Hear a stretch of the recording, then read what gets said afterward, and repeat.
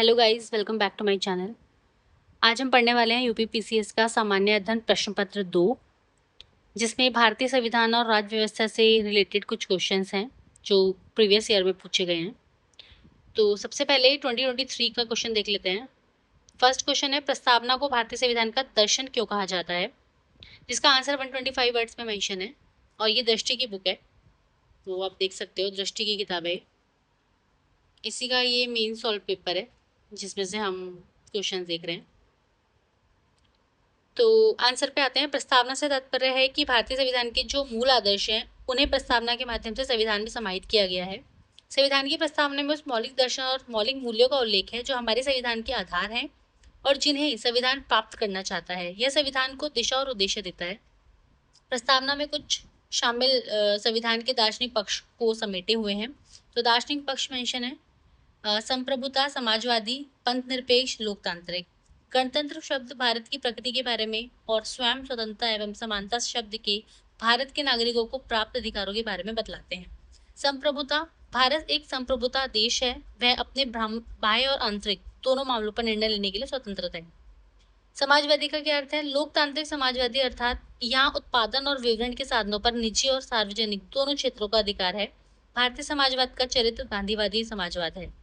फिर है पंथ निरपेक्ष, भारत में सभी धर्म समान है और सभी को सरकार से समान समर्थन प्राप्त है। लोकतांत्रिक, प्रस्तावना भारत में राजनीतिक, आर्थिक और सामाजिक लोकतंत्र की मौजूदगी को दर्शाती है। गणतंत्र, भारत का प्रमुख राष्ट्रपति चुनाव के बाद सत्ता में आता है, न कि उत्तराधिकारी के माध्यम से। संविधान की प्रस्तावना में नागरिकों के लिए राजनीतिक, आर्थिक व सामाजिक न्याय के साथ स्वतंत्रता के सभी रूप शामिल है।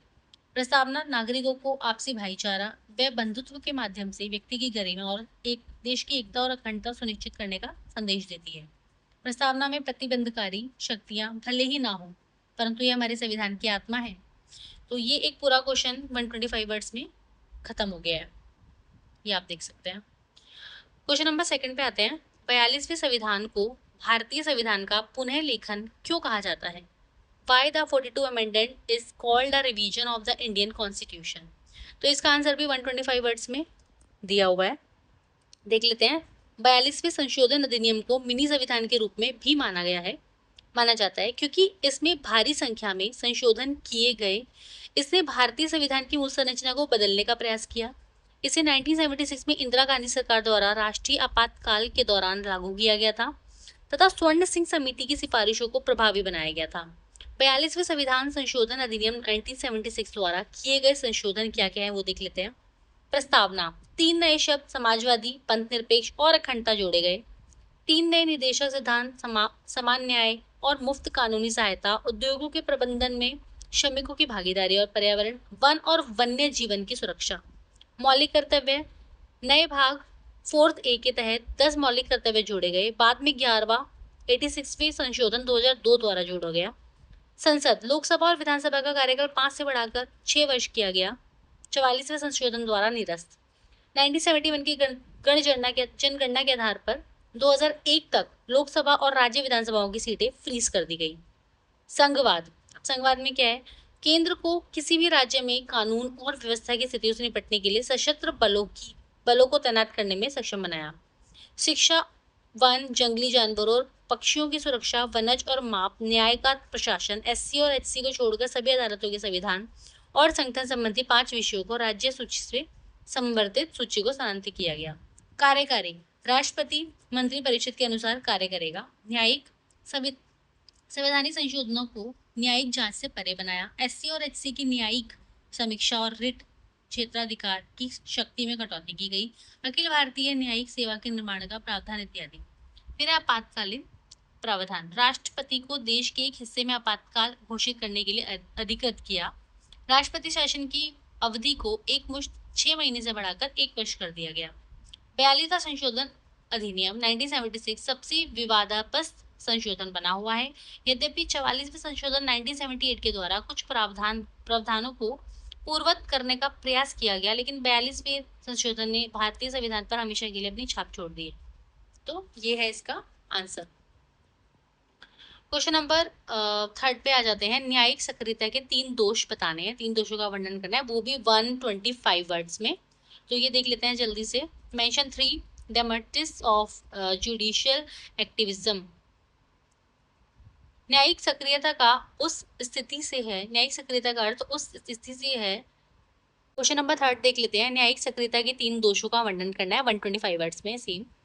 न्यायिक सक्रियता का अर्थ उस स्थिति से है जिसमें न्यायपालिका अपने अधिकार क्षेत्र से बाहर निकलकर कार्यपालिका का कभी कभी विधायिका के क्षेत्र में दखल देने लगती है। तो न्यायिक समीक्षा PIL तथा संविधान व्याख्या आदि के माध्यम से हो सकता है।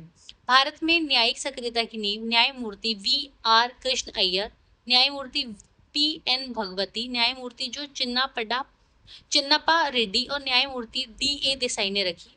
न्यायिक सक्रियता की निम्नलिखित आधारों पर आलोचना की जाती है। न्यायिक सक्रियता के कारण संसद और सर्वोच्च न्यायालय के मध्य सर्वोच्चता को लेकर विवाद उत्पन्न हो गया है।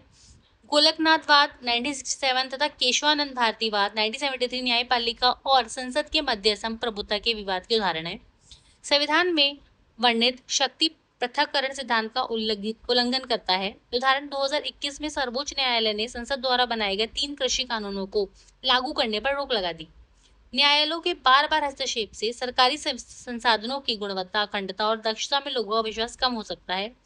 साथ ही यह सरकार के कामकाज को भी सीमित करता है। उपयुक्त दोषों के होते हुए भी भारत में न्यायिक सक्रियता ने लोगों की न्याय तथा पहुंच में वृद्धि की है। न्यायपालिका ने प्रगतिशील सामाजिक नीतियों और मानव अधिकारों के पक्ष में कार्य किया है, किंतु संविधान द्वारा प्रदत्त शक्ति के पृथक्करण सिद्धांत का पालन किया जाना आवश्यक है, जो सरकार के तीनों अंगों विधायिका, कार्यपालिका और न्यायपालिका में संतुलन द्वारा प्राप्त किया जा सकता है। क्वेश्चन नंबर 4 पे आते हैं। भारतीय संविधान के अनुच्छेद 72 के अंतर्गत राज्यपाल का क्षमादान का अधिकार राष्ट्रपति के अधिकार से किस प्रकार भिन्न है?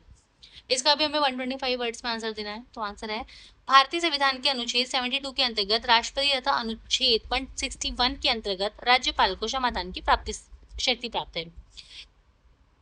इस शक्ति के तहत राज्यपाल और राष्ट्रपति दोष सिद्ध कैदियों द्वारा प्रस्तुत दया याचिका पर क्षमादान का निर्णय ले सकते हैं, किंतु संविधान द्वारा राष्ट्रपति और राज्यपाल को प्रदान की गई क्षमादान की शक्तियां एक समान नहीं है, इनमें भिन्नताएं हैं। राष्ट्रपति का और राज्यपाल का दोनों भिन्नताएं दे रखी है। तो राष्ट्रपति केंद्रीय विधि के विरुद्ध किसी अपराध के लिए दोष सिद्ध ठहराए गए व्यक्ति के दंड को क्षमा, प्रविलंबन, विराम या परिहार तथा दंडादेश का निलंबन, परिहार या लघुकरण कर सकता है, जबकि राज्यपाल राज्य विधि के तहत किसी अपराध के लिए दोष सिद्ध ठहराए गए व्यक्ति के दंड को क्षमा, प्रविलंबन, विराम और परिहार दंडादेश का निलंबन, परिहार या लघुकरण कर सकता है। राष्ट्रपति मृत्युदंड को क्षमा करने, कम करने, स्थगित या बदलने की शक्ति रखता है।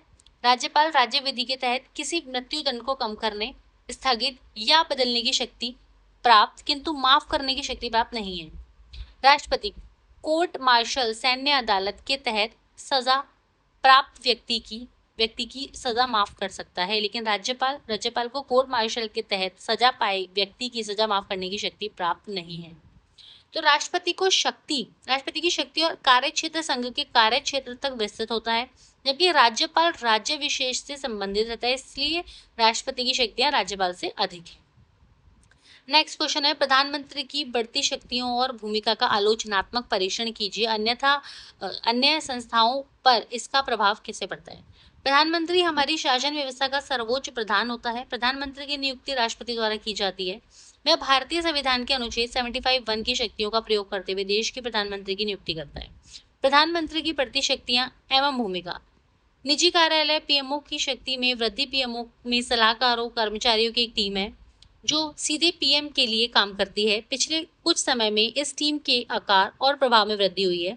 यह नीति निर्धारण और PM के कार्यक्रमों के प्रबंधन में महत्वपूर्ण भूमिका निभाती है।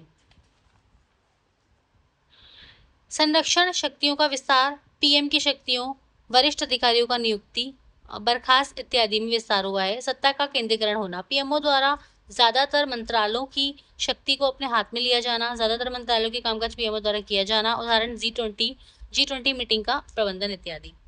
PM की बढ़ती भूमिका और शक्तियों की आलोचना, सत्ता का एक व्यक्ति के हाथ में केंद्रित होना, जिससे संसद, न्यायपालिका जैसी संस्थाओं के लिए सरकार को जिम्मेदार ठहराना मुश्किल है।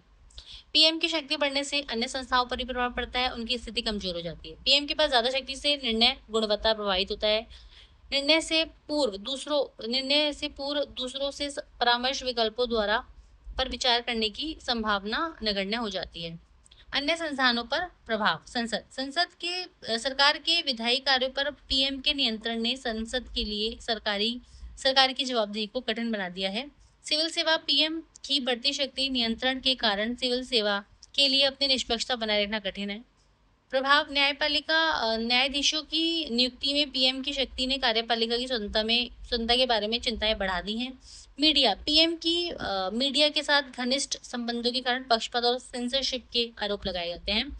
निष्कर्ष। पीएम की बढ़ती शक्तियों से संभावित लाभों और जोखिमों को सावधानी पूर्वक तोलने के साथ साथ प्रधानमंत्री को अत्यधिक शक्तिशाली बनाने से रोकने हेतु पर्याप्त जांच संतुलन मीडिया भूमिका पर विशेष ध्यान देना होगा। तो आज के लिए इतना ही, मिलते हैं नेक्स्ट वीडियो में, तब तक के लिए बाय।